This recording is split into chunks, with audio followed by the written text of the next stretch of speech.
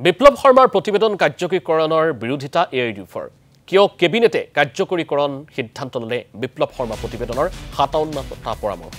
কাৰ স্বাৰ্থত অসম চুক্তিৰ ৬ নম্বৰ দফা কাৰ্যকৰীকৰণ কৰিবলৈ ওলাইছে ৰাজ্য চৰকাৰে এই প্ৰশ্ন এআইইউডিএফৰ বিধায়ক আমিনুল ইছলামৰ এক সংবাদমেলত কেবিনেটৰ সিদ্ধান্তৰ বিৰোধিতা কৰি বিপ্লৱ শৰ্মাৰ প্ৰতিবেদন ৰাজহুৱা কৰিবলৈ আহ্বান জনায় এআইইউডিএফৰ বিধায়কগৰাকীয়ে শেহতীয়াভাৱে ৰাজ্যিক কেবিনেটে বিপ্লৱ শৰ্মাৰ প্ৰতিবেদনৰ ৫৭টা পৰামৰ্শ কাৰ্যকৰীকৰণৰ বিৰোধিতা কৰে এআইইউডিএফে কেন্দ্ৰীয় গৃহমন্ত্ৰীয়ে গঠন কৰি দিয়া বিপ্লৱ শৰ্মাৰ কমিটিৰ প্ৰতিবেদন কেনেকৈ ৰাজ্য চৰকাৰে কাৰ্যকৰীকৰণ কৰিবলৈ ওলাইছে বুলিও এআইইউডিএফে প্ৰশ্ন উত্থাপন কৰিছে ৰিজাৰ্ভেশ্যনটো ক'ৰ পৰা যাব এইটো স্পষ্ট কৰিব লাগিব তেখেতসকলে অসমৰ মানুহ সব বুৰ্বক হৈ বহি থকা নাই এই কথাবিলাক কিন্তু স্পষ্ট নকৰাকে যদি ষ্টেট গভৰ্ণমেণ্টে কৰিব খুজিছে আল্টিমেটলি অসমখন অশান্ত কৰি তেখেতসকলে ৰাজনৈতিক বৈতৰণি পাৰ কৰাৰ ব্যৱস্থা কৰিব বিচাৰিছে আমি